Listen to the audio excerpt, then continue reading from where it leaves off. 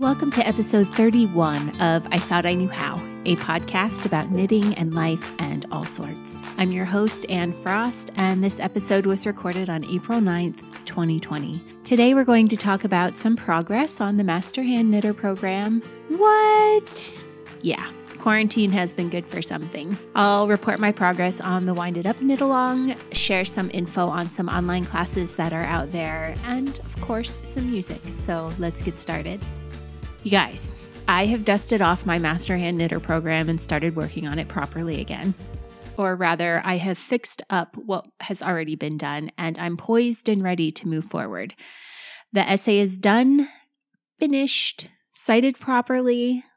The essay is no small feat, and I'm a little nervous about it, to be honest, because they are very clear about no plagiarism, as they should be. But there are also only so many ways you can describe how to block a knitted item without sounding like someone else who is describing how to block a knitted item. So I worked the essay backward. I wrote it first and then went through my reference books to find ones to cite that agree with me. And as I said, that is backwards. But everything in the essay was stuff I already knew. So I put it down on paper. I got the word count below the limit and I turned to the books. And that is where the problem started, because there is no one right way to block an item or to launder it.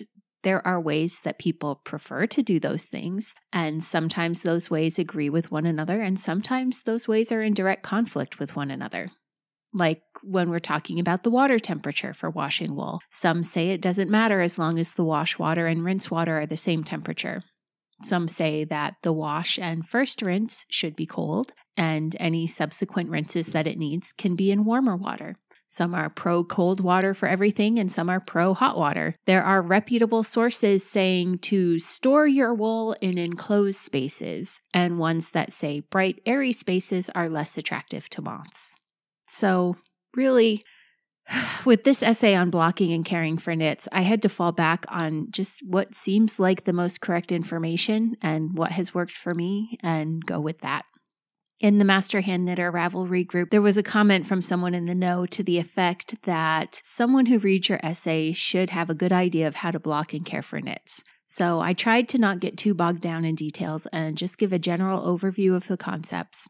I'm just hoping that on those controversial topics that no one seems to agree on, I've come down on the same side as whoever will judge my essay. I also made sure I'd properly sourced the answers to the questions so far, and I updated my swatch sheets because I realized I'd done things like just giving the needle size as 8 instead of US 8 5mm.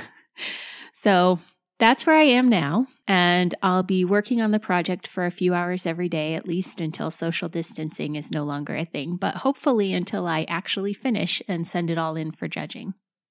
There are some opportunities for learning out there at the moment if you've been wanting to explore and build up your talent toolbox. All of the ones I'm aware of are time sensitive, so if you're hearing this a few days after it's released, you might miss them. So act quickly. You can pause and check them out if you need to. I will still be here.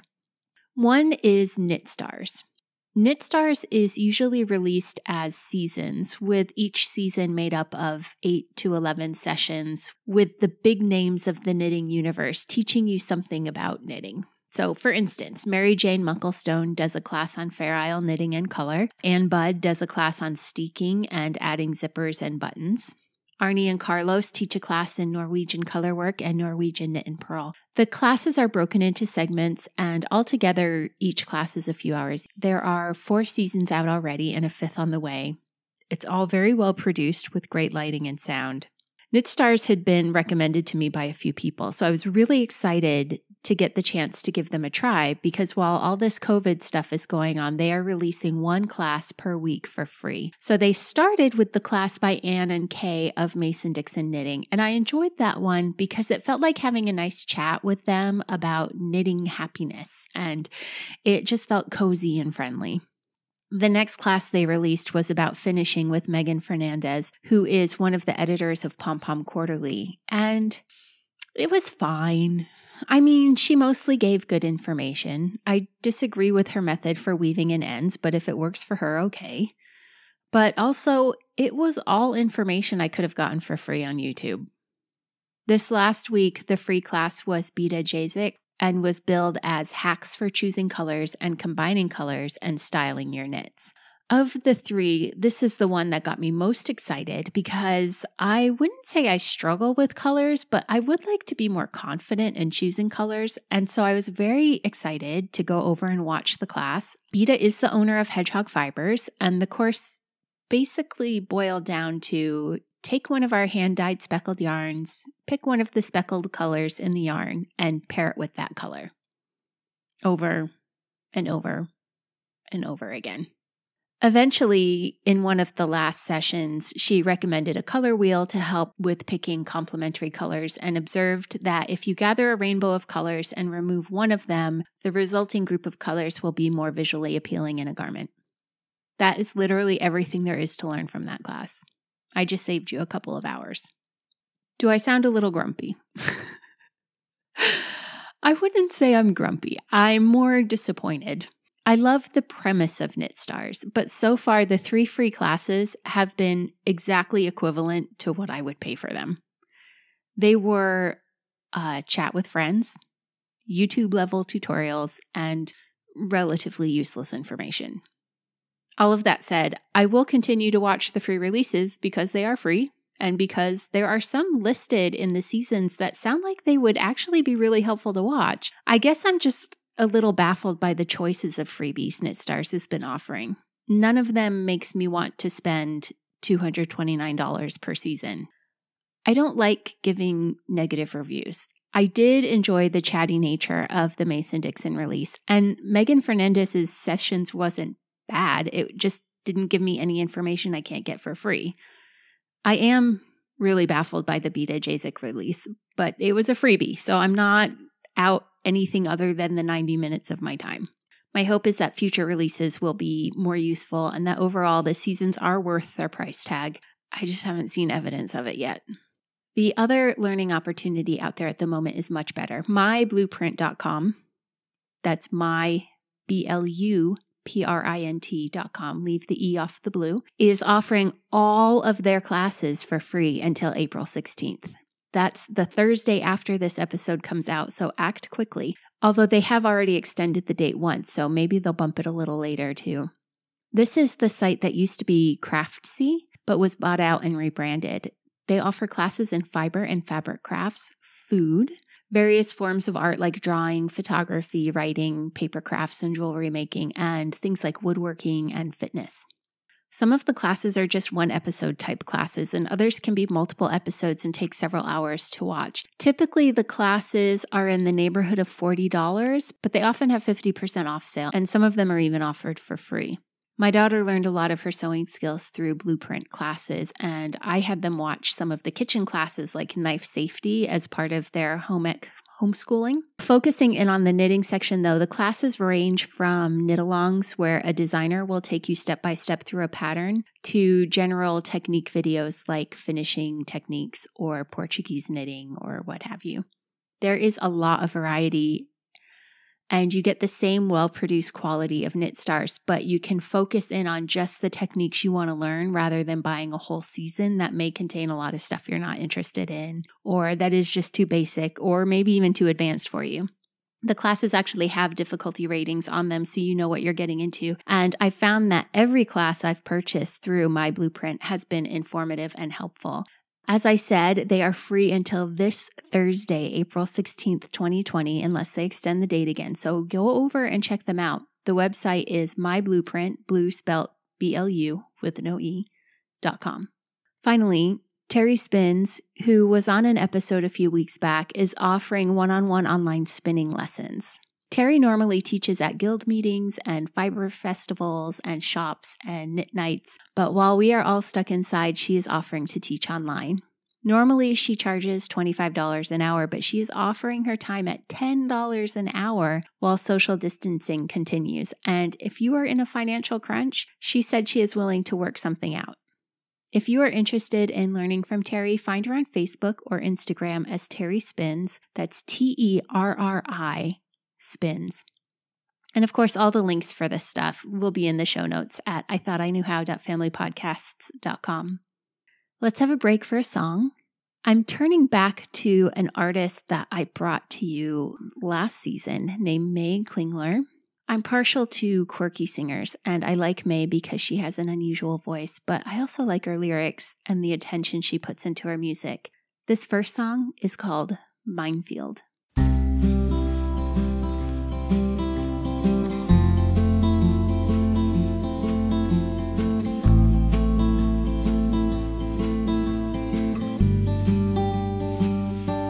Have you ever considered the path that a heart takes, the moment a heart breaks into?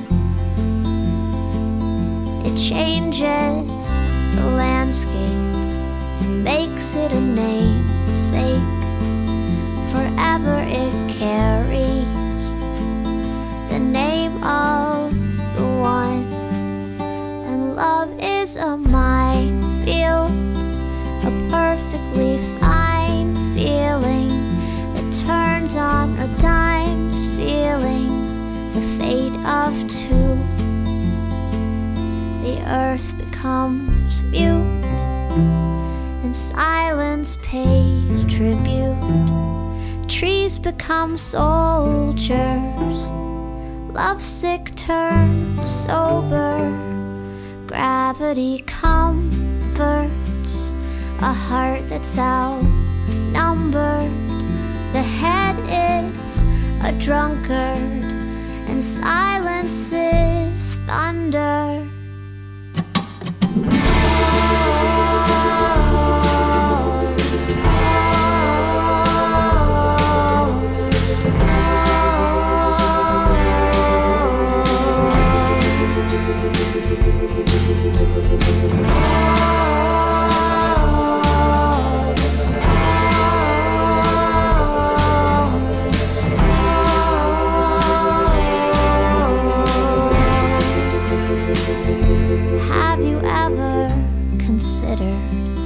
Remarkable hearts can do after a war is through. Within it bargains the bad for good, and staining the ground it stood. It bleeds for a wound it could not take. I left a limb here, buried a friend here. I can't get it back. I left a limb here, buried a friend here. I can't ever get it back. But still there's a beat, a flicker of heat, a scar to remind us of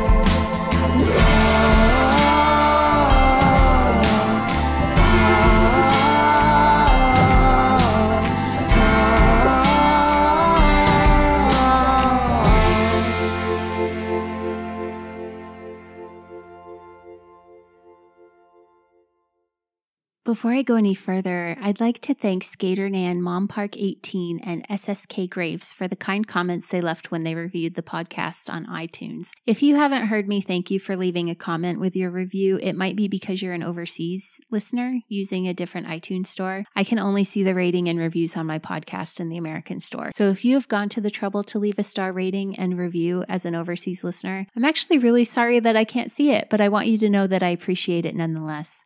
Reviews and comments help raise the podcast in the search ranking, so I really, really do appreciate it when you take the time to go over to iTunes and leave a review. How are you all doing on the Winded Up Knit Along?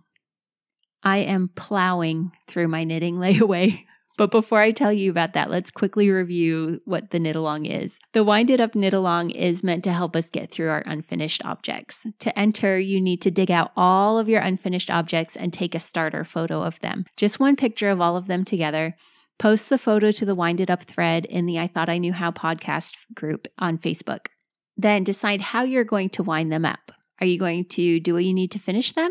Or are you actually going to wind up the yarn and return it to stash? When you finish something one way or the other, post a photo to the Winded Up thread or the Facebook group itself. One way or the other, I'll see it.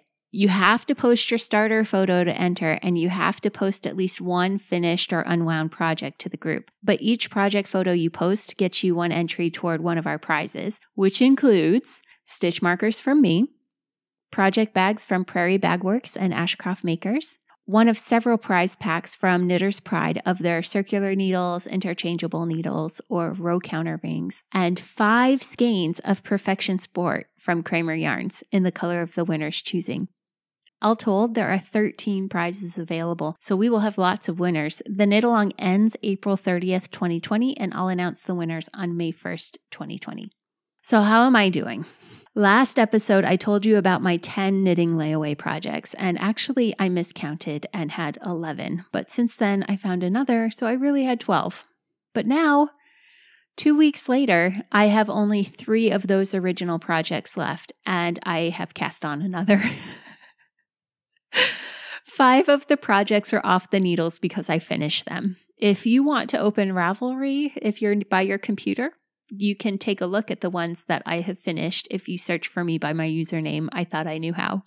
The first to come off the needles was the Morehouse skirt that I test knit for Morehouse Farm. It's knit with a strand of their lace yarn held with their 2-strand. The finished skirt is so comfortable. I knit it to 18 inches and at a waist size that allows it to sit below my natural waist. It's a pencil skirt, and I was a little worried about it riding up when I sit down because that happens with every single pencil skirt I own. But because this is made from a knit fabric, it does not ride up at all. It's so comfortable, and I want to knit at least 2 more. One with black and a brightly colored lace weight, and one with a brightly colored 2-strand and a neutral lace. The pattern for this project should be available soon, and I'll let you know when that comes out. The next one to come off the needles was the Burberry-inspired cowl. It's a stockinette cowl knit horizontally with the ends grafted together. There are cables worked into it periodically, but because it's all stockinette instead of having reverse stockinette around the cable, it just makes the cowl look very slouchy. I guess at one point Burberry had a cowl for sale that looked like this for well over $300, but I knit this with 3 hanks of Reynolds Rapture, which is an Aran weight 50-50 merino silk blend. It feels gorgeous and is very warm, and the yarn cost me $25.50 in all. So yeah, learn to knit, friends, and you'll never pay $300 for a basic accessory. Then I finished the Iron Maiden shawl. This is the one where the designer didn't include gauge information, and I had to reknit it because I knit much tighter than she does. Not that I'm bitter. I guessed at knitting it on 8s, and I think I could have gone to the 9s, but the 8s got me close enough to the final measurements that I called it good. It's a little short in both directions, but that's okay. It's a very simple pattern, easily memorized, so if you're looking for a second or third foray into lace knitting, this would probably be a good pattern to try. Next, the Stitch Sampler shawl came off the needles. This is the one I knit with grab bag yarn from Webs. I'm not entirely in love with it, but I knit it knowing I probably wouldn't be. The pattern is great though. It's mostly popcorn knitting with enough pattern rows to keep things interesting. I fully intend to knit this one again with more intentional yarns. The last one I finished is the cuff from my Fair Isle knitting class at Shetland Wool Week. I was going to finish the cuff into a proper mitten and then knit its match, but the yarn they provided to knit the mitten bit isn't the same color as any of the colors in the cuff. I started knitting the mitten and just didn't like how it looked at all. So I decided to get online and buy more of the main color from the cuff. But the shipping was going to be more than the yarn itself, and I couldn't see anything else I needed in any of the shops that would get me to like a free shipping threshold. I was just going to pull the cuff out at that point, but I was in the online Knit Together at the time, and Shayna suggested I just finish it off and use it as a cuff, so I did. It also works well as a soda cozy. So anyway, that's done. Everything else, other than the 3 projects I had left, it has been pulled back. The Fetlar scarf, I knew I was going to rip out, and it went first. The other things, I had every intention of finishing, but as I got them out to work on them, I realized that I just didn't want to finish them. Some of them had served their purpose. Like, I had the start of an arm warmer from a Knit Sonic workshop. I had learned the method from the workshop, and I wasn't in love with the arm warmer, so that just got pulled back. The Chatham scarf was started so I could test the yarn, and I got a favorable impression of the yarn, but I wasn't loving the project, so that went back to stash. The Passerine hat, which is the stranded colorwork hat that has the silhouette of birds standing on a branch that goes all around the body of the hat. Great pattern, great yarn, but not good yarn for the pattern. So I pulled that all back. So 5 done, 4 frogged, 3 still to go. I have the mini lace shawl from the lace knitting class at Shetland Wool Week, the Iceland Wool Week hat that I cast on the other day because I needed something I could knit while I talked to people, and then the machine knit sweater that I need to do the yoke on. The sweater is going to be a process. I Kitchenered the cuffs to the sleeves, so that's done. The next step is going to be to figure out what size needles I need to use to match the gauge of the machine knit part of the sweater. Rather than go through a series of swatches, I have a couple of Fair Isle projects that have been waiting in the wings, and I think I'm going to cast those on because they require various gauges themselves, and I'll use those to gather gauge information for the sweater, and then I'll be able to move on with that. So in the meantime, I'll finish up the hat and the shawl sampler, and then I'll do the Fair Isle stuff, and then I'll do the sweater. I may or may not finish everything by the end of the month, but I actually feel pretty confident that I'll at least be close.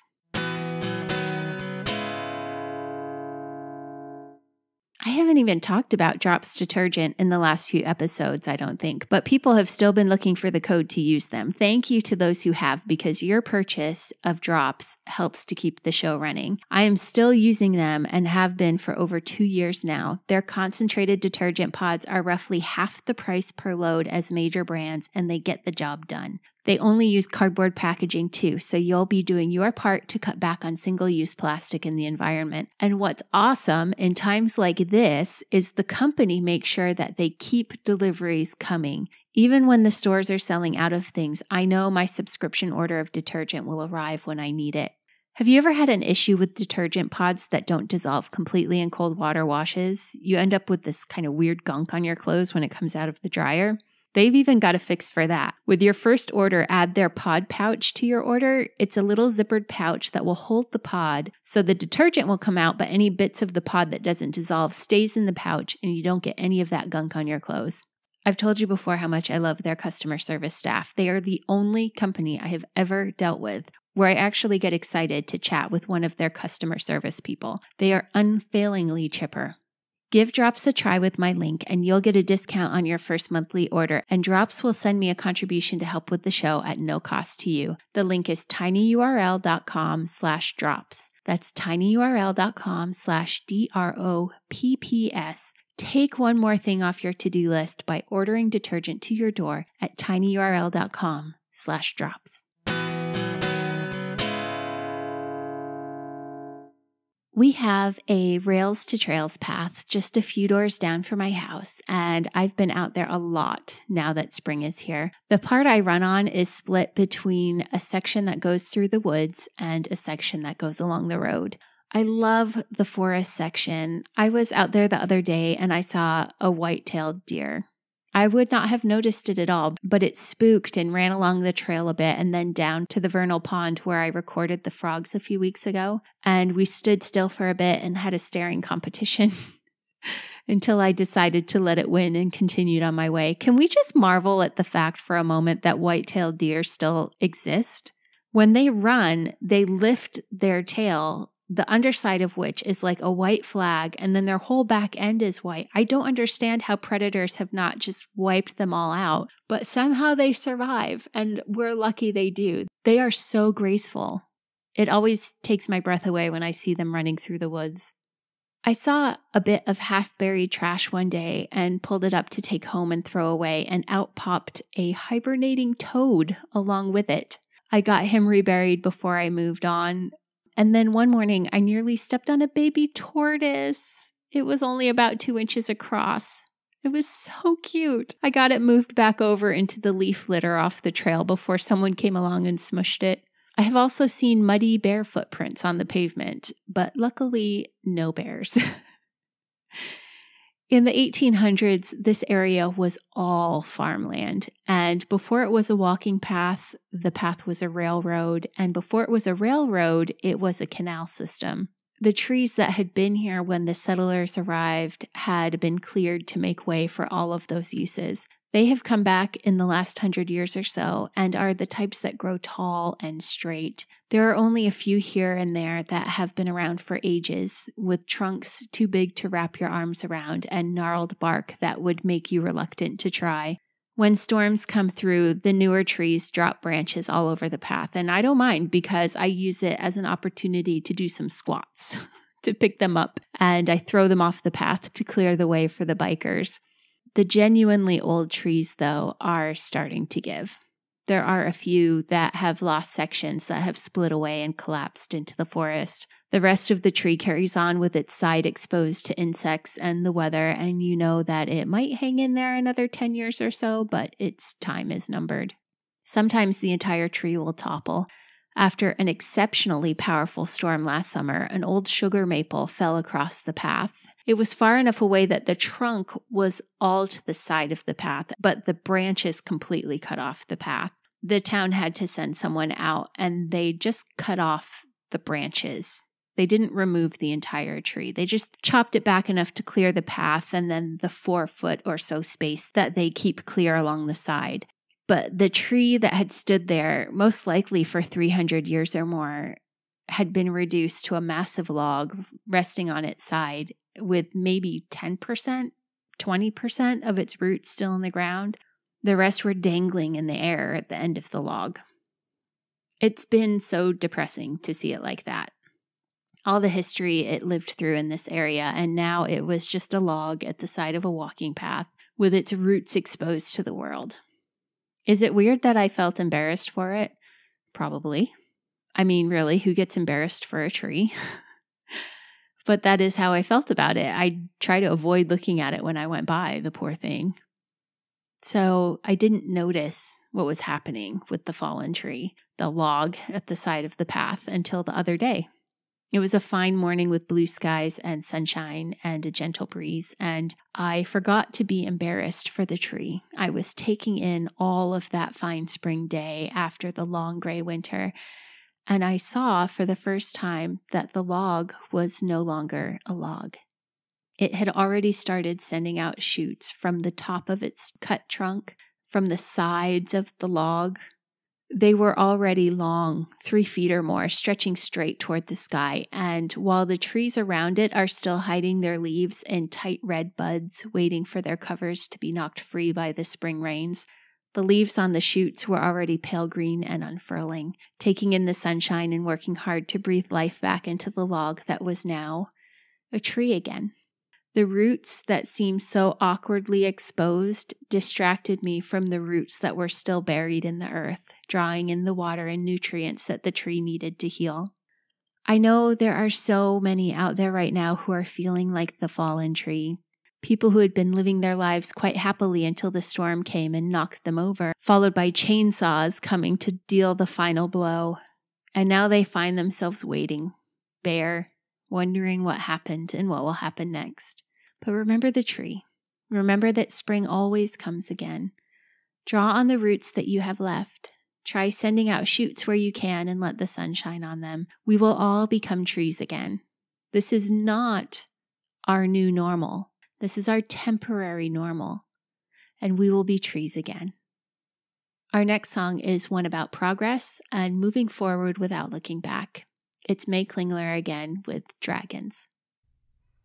If there be dragons beyond this, daggers upon us,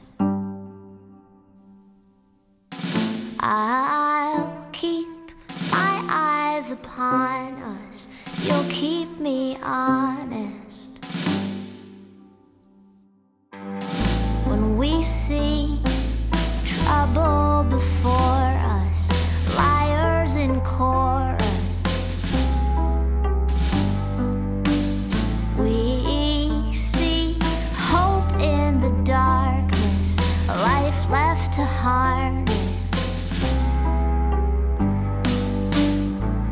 Burn the ships, we don't need them, 'cause we aren't going back the way we came. Burn the ships, we don't need them, 'cause where we're going, we've got roads to pave.